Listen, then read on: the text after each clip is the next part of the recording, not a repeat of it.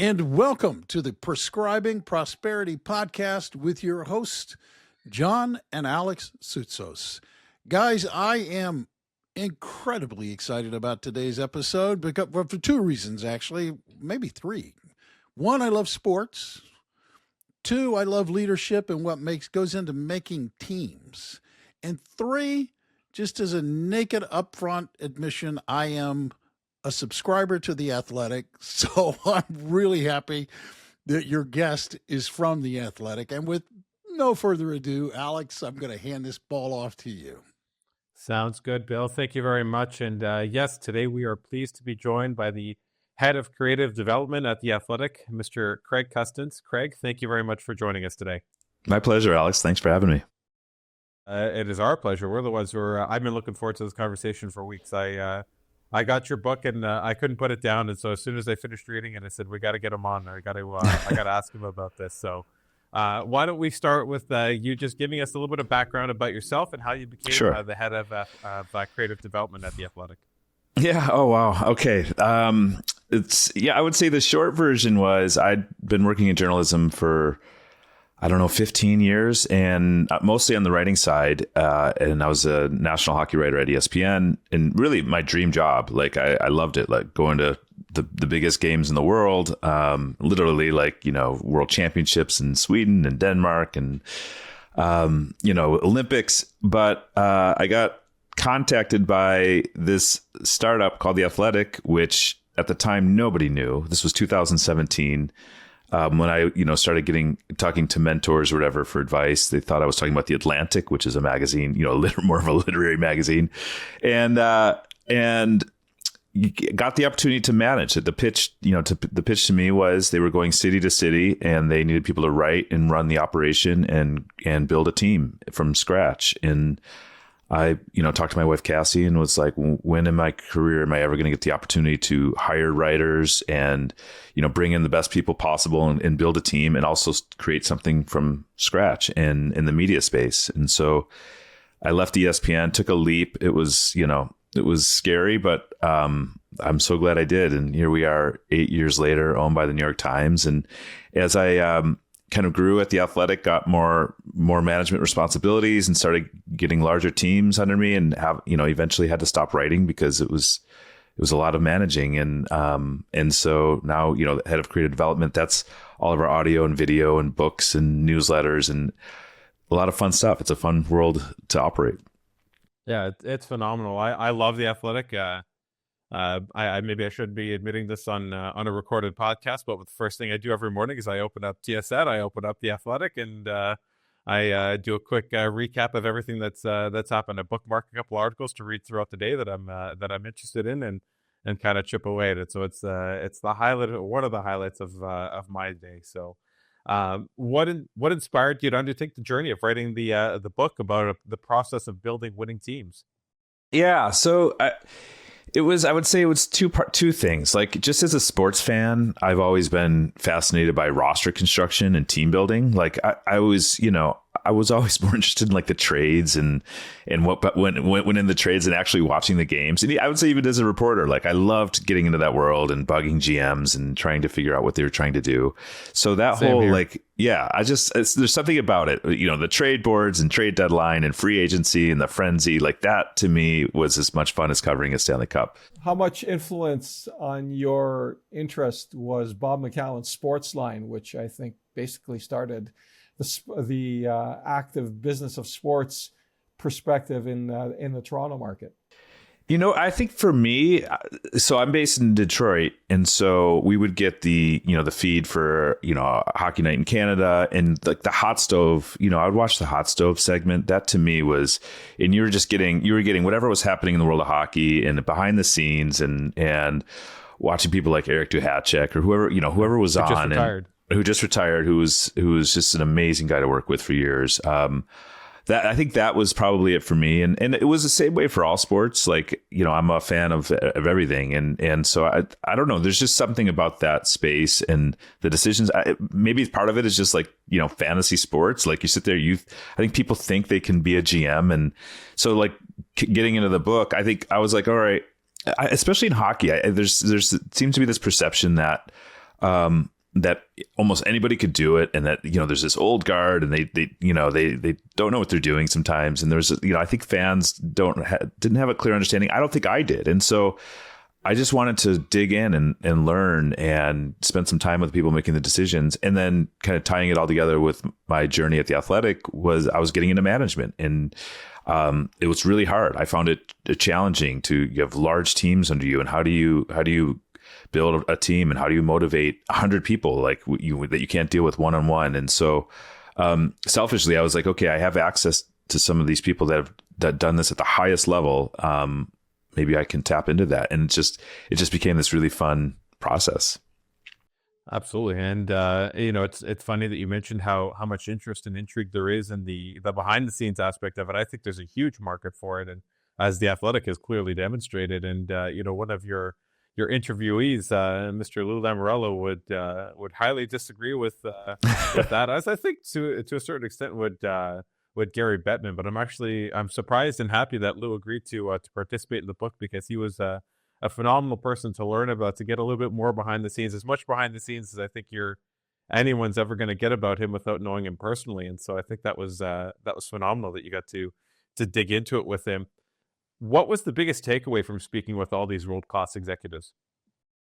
Yeah, I mean, I think if I could narrow it down to one thing, it was not shying away from really hard decisions and not putting it off, and really kind of isolating yourself from the feedback and just doing what you believe is right. And I think really nobody is better at doing that than Lou Lamoriello. If you think of the coaches he's fired, and even after I talked to him, they at that point they were coming off those 2 trips to the Eastern Conference Final, and then 6 months later he'd fired Barry Trotz, and it was just classic Lou Lamoriello. And yeah, and so if there was one theme throughout, it was each one of these leaders dug in, did the work, and they weren't afraid of making difficult decisions, and also. They're all lifelong learners. Lou is fascinating. He's sitting there in front of a bookshelf with, a million books, and you could just see he's one of those people that people are sending him clips of Derek Jeter talking, because he's into that leadership aspect. And here's a guy who, however old Lou is now, is still reading, still trying to get better, and still trying to evolve. And I think that's really the only way somebody like that has lasted as long as he has in the game. Absolutely.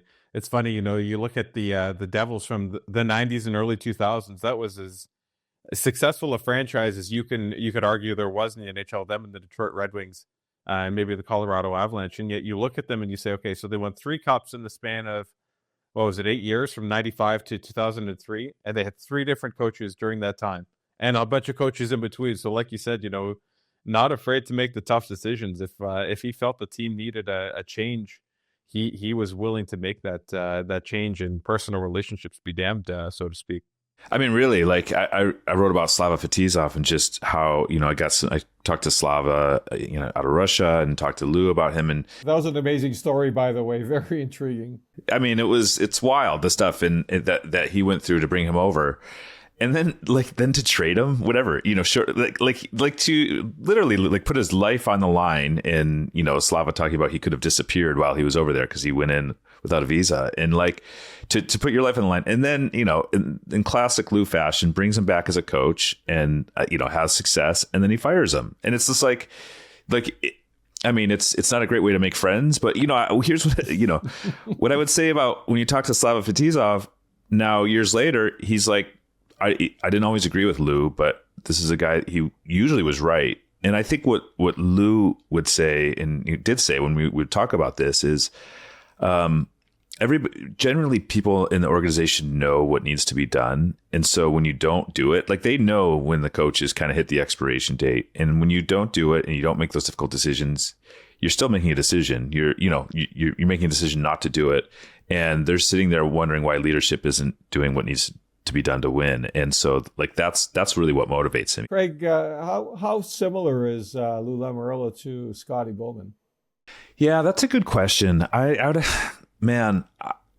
would say my dealing, I've talked to Scotty a lot through the years, but I found, I didn't, Scotty's a tough one to crack. Like so in that regard, like you never know when Scotty's talking to you and he's telling old stories but you just wonder how much insight you're really getting at the end of the day. Like there's a bit of that with Lou too. They're kind of protective. And so I think there's a lot of similarities.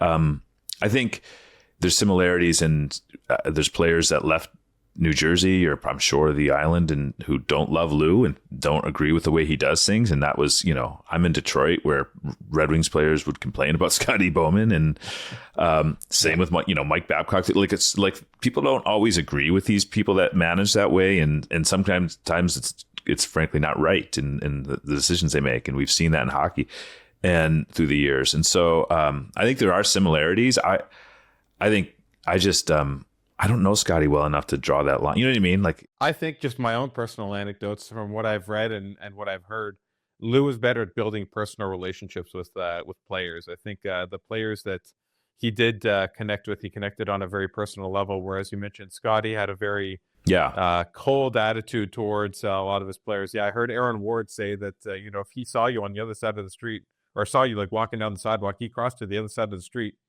to avoid talking to you, or you'd be in the elevator.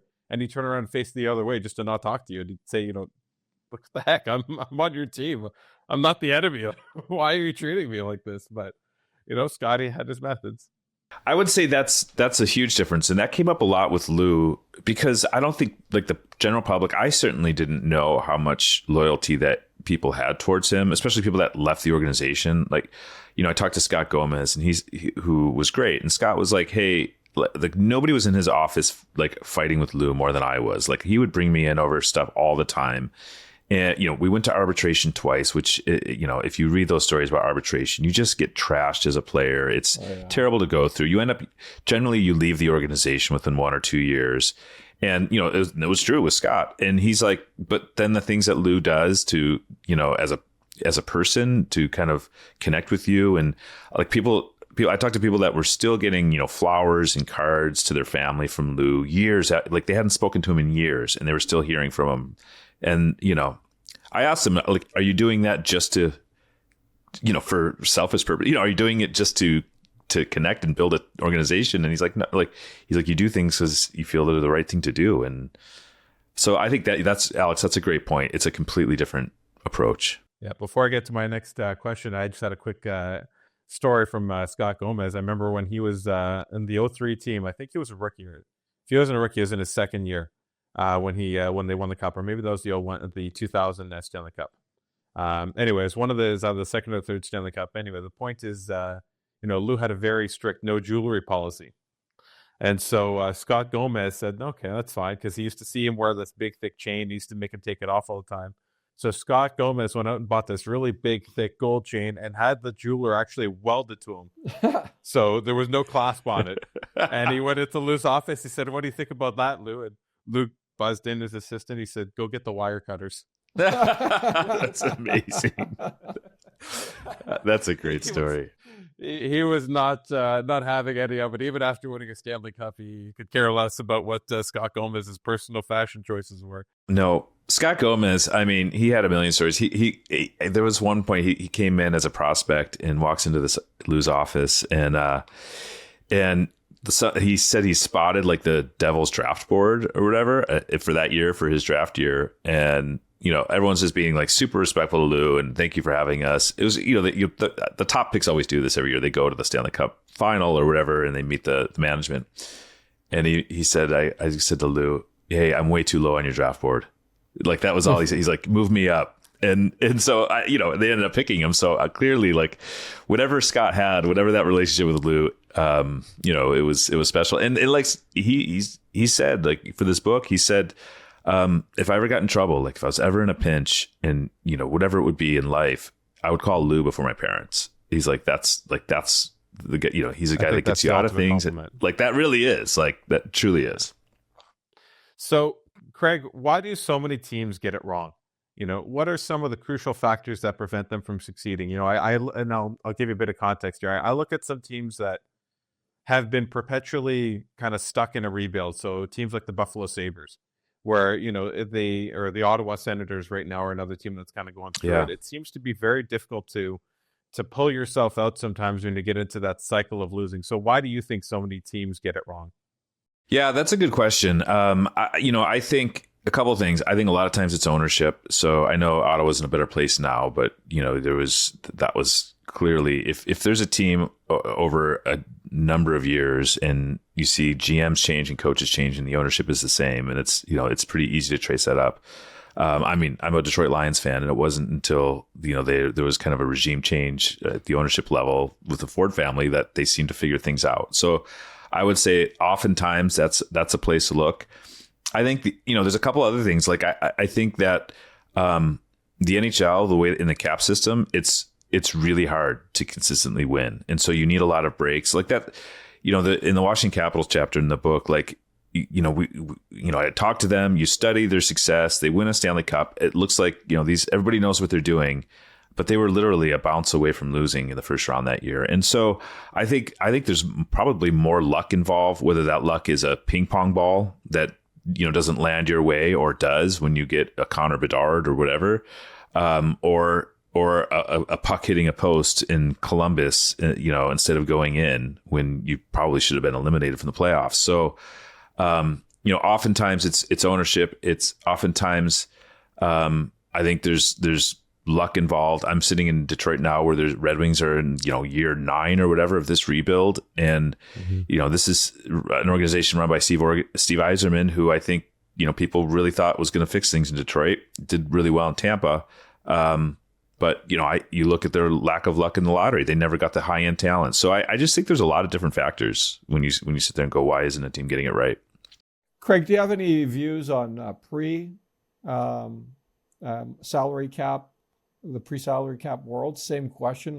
Why couldn't some teams get it right? I mean, Detroit was in the wilderness for the Red Wings for a long time between the 50s and 80s. The Leafs, obviously, Rangers. A lot of teams in the non-salary cap era couldn't get things together. And I would say in Toronto, they finally got their act together after Ballard died, and they had a pretty good run in the 90s and early 2000s, and then went through some dark periods again. But so how about the pre-salary cap era? Yeah, it's a completely different world. I wasn't covering the league, but at the time, so it's really hard for me to weigh in there. But one of the things I would say in reporting for this book, I talked to Jim Nill, who runs the Dallas Stars. This is a team that drafts really well, always competing for Stanley Cup under his leadership. And one of the things that he talked about was even going back to those Red Wings teams, John, you're talking about, like the Steve Yzerman, like they had, I don't know, 6 or 7 years of getting bounced early in the playoffs that people were ready to run Fedorov out of town. They were ready to run Yzerman out of town. And when I say people, I'm not just talking the fans. This was ownership. Jim Nill said owners were, they were coming to us saying, "What are you going to do here?" And they almost traded Yzerman to Ottawa. They almost traded Yzerman to Ottawa. That's right. And so I think maybe if you say what's a common thread, it could be a lack of patience. And that's why I thought the Leafs for this book were a fascinating study. Like we're talking about the business of winning and building winners. So people are like, why did we have 3 chapters on, with Kyle Dubas and Brad Treliving, and Lou Lamoriello was a big part of that too. But I'm just fascinated by the process of it all. And I think one of the common themes, the teams that get it wrong, you see a lack of patience. You see, so, Jim Nill was talking about the Capitals, and then he was talking about the Leafs. He's like, we were the Washington Capitals. The owner was saying, what are you going to do with Yzerman? What are you going to do with Fedorov? And that's what was happening in Washington before they won. People were like, they were saying, you can't win with Alex Ovechkin as a cap. You can't win it with him as your best player. Like they were flat out saying that. And Nick, I wrote about in this book, after the Penguins eliminated him, Nick Backstrom went to ownership and asked out. He's like, this is not working. And this is before they win a Stanley Cup. And this is, you're one of your 2 best players saying, this is not going to work. I want out of here. And I think that's crazy. It is crazy. And nobody talks about that now because they won a Stanley Cup. But do you think, Craig, that in Toronto, specifically in hockey, that the fan base and the media are part of the reason why there's a lack of patience? In Toronto, yeah, maybe. But to the credit of management in Toronto, I believe, like I'm on team run it back, and I know that's probably an unpopular place to be in Toronto, but just because I have no dog in the hunt, but I just look at these teams through the years that have blown it up and been impatient and generally, if you really believe in these players, the hardest thing in the world to do is to acquire the Austin Matthews and the Marners and the Nylander. Like that's the hard part when we talk about bounces and lottery balls. So it's figuring out then how to surround them. And the second you make that move, I think that's when you get in trouble. So yeah, I think there's more pressure in Toronto than anywhere. And I can tell you, John, like the first book I did was a book called Behind the Bench when I sat and watched games with some of the biggest coaches in hockey. And one of those coaches was Ron Wilson. And we sat and watched the 2010 Olympic game when he was a U.S. coach. And we just started talking about Toronto. And he said, Craig, you can't win there. Like he had been fired. This was his post-Toronto experience. But he truly believed you couldn't win there because of the pressures you're talking about. Now, this is a guy that it didn't work out. So he's, I don't know if he's the best source to go to, but like a little bit of sour grapes, but not sour grapes. But like, I talked to Mike Babcock for that book at the time. Mike was coaching the Leafs and he's like, absolutely you can. And I asked him about Ron Wilson's comments and he was always a guy of great confidence. He's like, you can. And obviously he's not coaching anymore. So I just think it raises the degree of difficulty. But I would say the flip side though, John, like I would hear people in, you would hear Florida or San Jose and some of these warm weather cities where there's zero pressure would say the opposite. They would say, hey, there's no pressure on these guys, so they can sit here and do whatever they want. And there's no repercussions. There's no pressure on the players. I was in Atlanta and they would, same thing. And they would say like, they would be happy if the media would put a little squeeze on the players because they're like these guys are getting passes constantly. Yeah, free ride. So a free ride. So there's maybe a happy medium somewhere in between those two, but I do think it raises the degree of difficulty. I do want to ask you about Atlanta. Maybe we'll touch on that later on. I want to ask you your thoughts about them potentially going back a third time because why not? But before we get to that, I wanted to ask you because we were talking about ownership and patience. What type of ownership structure do you believe lends itself to success? Is it better to have a single owner who has the ability to control everything, or do you think ownership by committee it tends to be more effective because you avoid the unilateral intervention of one overzealous owner who wants to become a manager as well as an owner? Think Jerry Jones in Dallas in the NFL. Yeah, I mean, I think more often than not, owners that are a little too hands-on, it's a negative. But one of the reasons I spent some time with Tom Dundon was I think he's the opposite. He owns the Carolina Hurricanes, and so that's one of the chapters in the book. And he seems to be the rare case of an owner who's super hands-on, and it's a net positive. I don't think it's all positive for sure. I hate the red helmets with the white jerseys. Well, maybe that's the negative, but but like the difference, and this is what people in the organization would tell me. They say the difference between Tom Dundon and maybe and at the time the Carolina Panthers had just cycled through their 10th coach in a short period of time, and they're like Tom Dundon's in it every day. He's watching the AHL team. He's watching the NHL team. He's not parachuting in when things go sideways and then making these rash decisions. This is somebody this is all he's doing, and he's studying it, and he's talking to people in hockey, and he's talking to other GMs. So I think if you have somebody that isn't parachuting in for big decisions as an owner, but is doing it in a way that Tom Dundon is, I think maybe it's a positive. But generally, I think the best owner is somebody like a Jeff Vinnick, who cares about, who basically sets the standard for quality in the organization and says, we have a high standard. This is what it means to be in this organization. And you're going to get all the financial support you need so that you're not going to be wanting for any of that. But then I'm going to get out of the way. Like Julien Brisebois is running that organization from a hockey ops perspective. Jeff Vinnick is not parachuting in and saying, we need to sign Steven Stamkos. I imagine an owner would probably do things differently than what Julien Brisebois did if they had the say. So I think that's probably the ideal setup where you have one owner who really has a high level of quality and commitment to what quality looks like and high standards for success that probably comes from business, but then they get out of the way and let their experts make the decisions. Right. Now, in terms of, owner or in terms of general managers, I'll ask one last question here before I turn it back over to my dad. What, in your opinion, Craig, how big is the difference between the best and the worst general manager in the NHL? Is it I love that question. Marginal, or Yeah. or do you think that there's a material difference between somebody like a Julien Brisebois and somebody who hasn't had that level of success? I think there's a few that are really good. Like I think there's some that you could put anywhere and they'd make it succeed. But at the end of the day, I don't think the gap between the worst and the best is that large.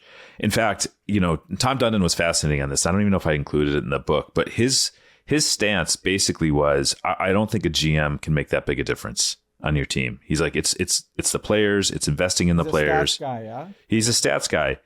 And his stance was like, he didn't want to, he would spend on the players, and they are a cap team every year since he's been, for most of the time since he's been the owner.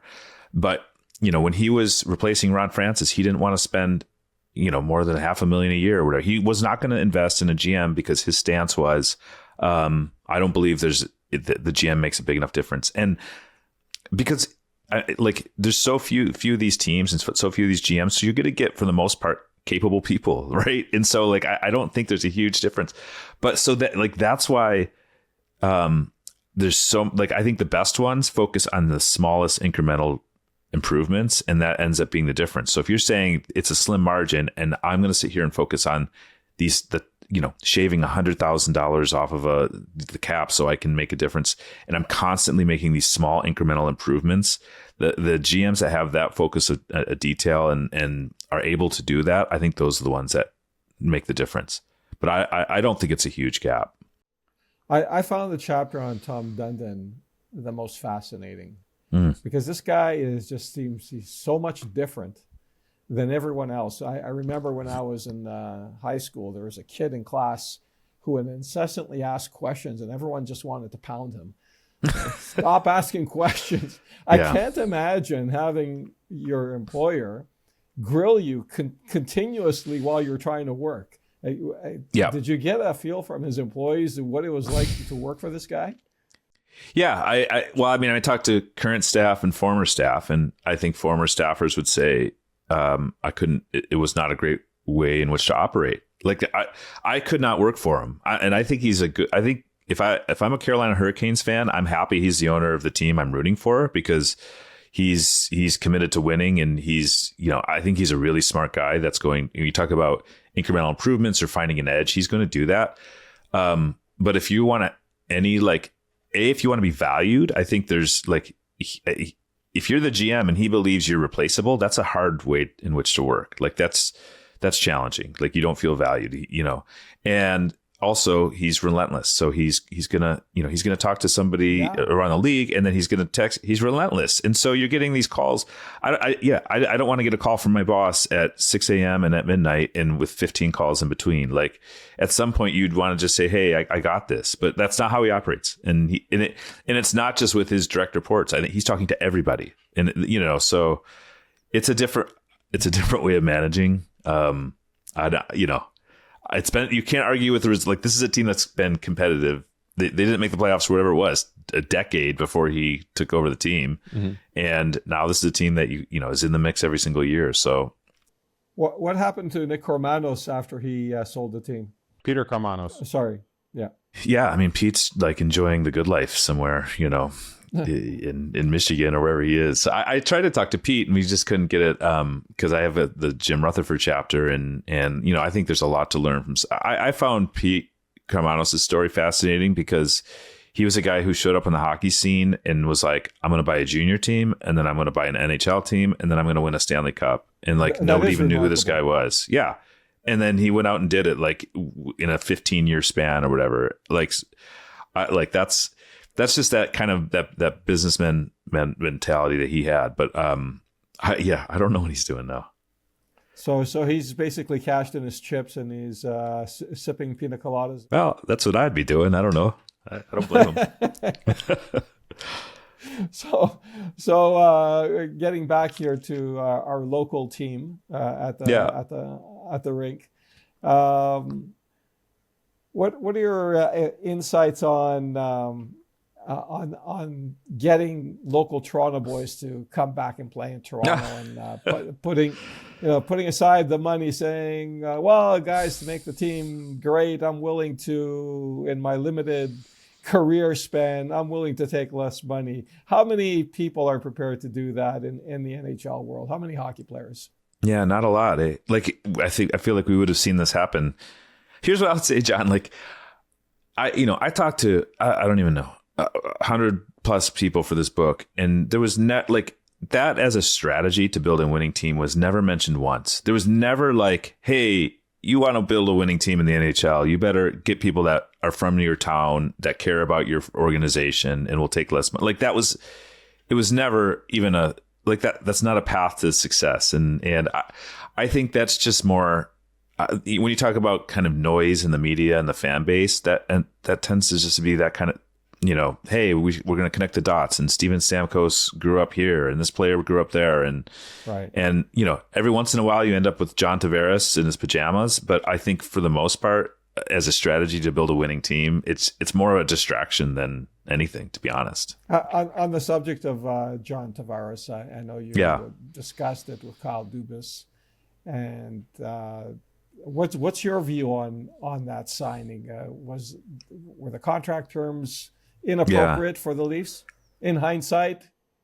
I think that conversation, and it's funny, of all the things that have been pulled out of the book and written about in the media, like Kyle Dubas is such a lightning rod, especially in Toronto. So this has been, cited and pulled and written about a lot. And, Kyle was interesting talking about John Tavares. And, I got into the detail and some behind the scenes stuff about the signing, but at the end of the day, what Kyle said at the time, this was, when he was still with Toronto, but he's like, I think the biggest mistake I've made was not taking care of our young players before I signed Tavares. So the mistake wasn't in signing John Tavares. It wasn't even in giving him the number he got. That's what you're going to have to pay to get a number one center in free agency.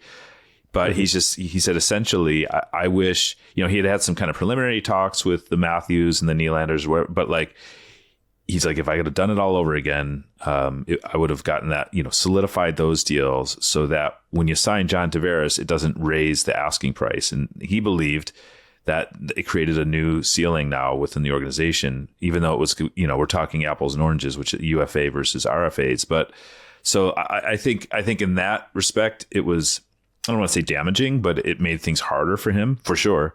I also talked to Daryl Belfry, who worked in the organization. Daryl's a really smart guy, who's a skills guy. And he's like, and I told him about Kyle's comments, and he's like, man, he goes, it's easy for us to sit now and say all of this.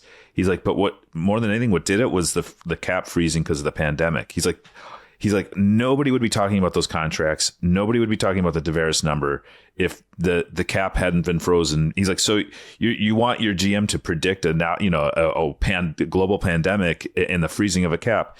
He's like, actually, those contracts for those young players ended up being pretty good deals. But because of the Tavares deal, then you factor that in, and you have Kyle kind of doing some like really honest assessment of himself, which I thought I appreciated out of Kyle.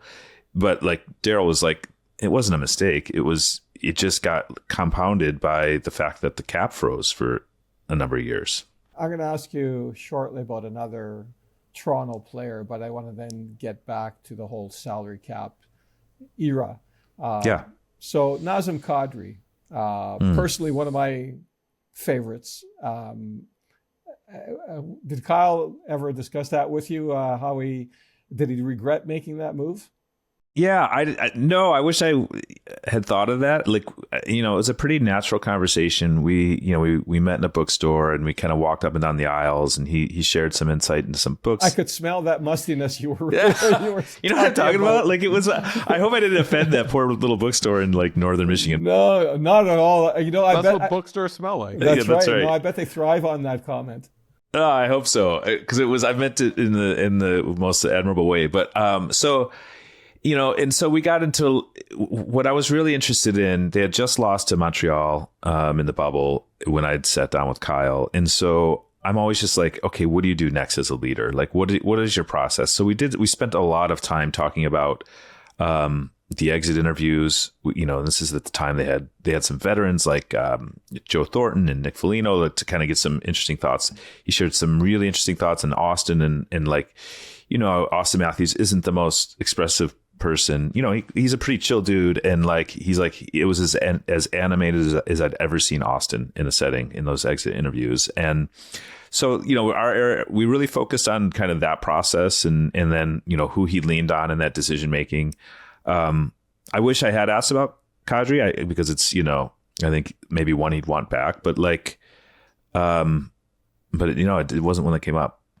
Do you think at some point we will get the true behind the scenes story of whatever happened with Kyle and Brendan Shanahan? Like, do you think that'll come out at some point? We might have to wait a few years. I think time. Unfortunately, my time with Kyle was before all that happened. So and also like neither of them right now have anything to gain by airing those details, right? Like at this point. I'm actually surprised Brendan said as much as he did in terms of, I drove to Kyle's house on this day. And, same. I came home when I was uncomfortable. And anyway. No, I like those were some of the weirdest press conferences. Like that window of time was just so bizarre to me. And I was, very un-Maple Leafs-like in that era. Very un-Maple Leafs-like. But I don't know. Yeah. Welcome to Toronto. I think that's par for the course for our city. Hold on. During the Shanahan era, like when Lou came in, Lou and Shanahan both instituted the cone of silence, and there wasn't a whole lot of stuff everything was always very controlled, very clandestine. When this came out, it was like Brendan Shanahan had an aneurysm and had, woken up and just went straight to the microphone and said, "This is what happened. This is what I said. This is what I was thinking." And it struck me as very out of character for everything that they had done over the last however many years it's been, 7-8 years of the Brendan Shanahan era to this point. And so it was unique to me, at least in my perspective. It was out of character. It was different. You definitely, like, I saw the change in Kyle too with Lou Lamoriello came in and was like, here's how we're going to operate things. And they all bought in, and Kyle was somebody who was always pretty accessible, and he kind of got, he really clamped down on who he talked to. And so, yeah, to see that, that very public part of me was just like as a, I was happy as a media member because it gave you lots to write about. And it was like, oh, this is amazing. They're being very public. And I think the fans, it was great. But if you're running the team, I probably would have been like, hey, let's take a beat to make sure we're, maybe not have this press conference right now until we're figuring out what we want to say. So I was going to ask you a question about the salary cap, but now it got me thinking about something else. Do you think it was a mistake letting Lou Lamoriello leave? Yeah, like Lou was interesting. Like, it was funny talking to him about all this stuff because he would say a few words and then kind of pause and stop because he's not somebody who really wants to reveal. And this might have been one of the most, like, essentially he talked about throughout his entire career, the one thing he always insisted on was complete control, and he didn't have that in Toronto. And so, and I think I said, well, why'd you accept that job if under those circumstances? He's like, it was an opportunity, he said all the things that you'd expect him to say. But then, he basically in so many words was like, but it was not the ideal way to kind of run things. And I think with somebody like Lou, you almost like, you either have to be all in or all out with him. You know what I mean? Like, I don't think you can get half of Lou or whatever. So I don't know if it was the best situation. What Kyle would say now, or what Kyle did say in the book, and maybe it's revisionist history, and that might be fair, but he's like, Lou was very necessary for me as a manager of this team to he learned a lot from Lou. He said he went from having all these different responsibilities in the organization to a very small focus. And this kind of gets at how Lou runs things. Kyle went from being involved in trade talks and hiring the coach and all these different things. And it was like, here's the 3 things you have to do, Kyle. And I don't think at the time Kyle was thrilled because it really kind of boxed him in. But I think Kyle learned the value of something like that, where you give people very clear understanding of what their job is and say, focus on this. And I think at the end of the day, like if they end up winning a cup and Lou's fingerprints are there, like there'll be a positive from that era. But I think, it's important to remember that at the time that Lou came to Toronto from New Jersey, it had been at a time where he'd been kicked upstairs in New Jersey. Yeah. People have thought, he was kind of out of touch and and couldn't really, because New Jersey had gone through a period where they'd struggled for a little bit, and people thought maybe he couldn't handle it in the modern era. And I think coming to Toronto was an opportunity for him to prove people wrong that he could still do it. I don't think there were a lot of people who were hammering down his door to come in and get him as the general manager. And so when he got that opportunity, it was a unique enough challenge that I think it intrigued him. But obviously, he probably regrets some of the circumstances with which he arrived in Toronto, and like you said, not having as much control as he wanted. Dad, I know you wanted to get into another question with Craig about the salary cap, but why don't we just put a pin in that, and we'll cover it on the other half of the break, or the other side of the break, and we'll throw it back to Bill to wrap up part one of the episode. Yeah, no, this is a great conversation, and I do want to hear about the salary cap part of it, because I'm very, very much enjoying this conversation. So let's take a really quick break, guys. As we go out on part one, Alex, for people who are listening to the podcast who are thinking that you two, John and Alex, might be two folks they want to have a conversation with, what's the best way for them to get a hold of you?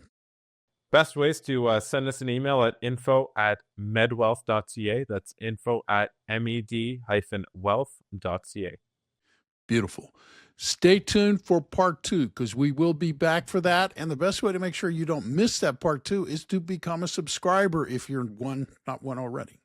If you hit the follow button, hit the subscribe button, you will be automatically notified every time that these two men drop a new episode of Prescribing Prosperity, and you won't miss another episode, including part two of this conversation. Until next time, I'm Bill Tucker, thanking you for paying attention and giving us some time to listen to this podcast today. And I will remind you that you can go out today and make today a great day, or not. That depends on you. It's your choice. Use it well. We'll be back for part two. Hope you are as well. Thank you for listening to Prescribing Prosperity. Visit our website at med-wealth.ca. That's med-wealth.ca for more information, or to connect with us for a consultation. Don't forget to click the follow button to be notified when new episodes become available. The information covered and posted represents the views and opinions of the hosts and their guests, and does not necessarily represent the views or opinions of IPC Securities Corporation. The content has been made available for informational and educational purposes only. The content is not intended to be a substitute for professional investment advice. Always seek the advice of a qualified and licensed financial service provider with any questions you may have regarding your investment or retirement planning. MedWealth Financial Services can provide a private consultation to help you determine the suitability of any guidance discussed on the show.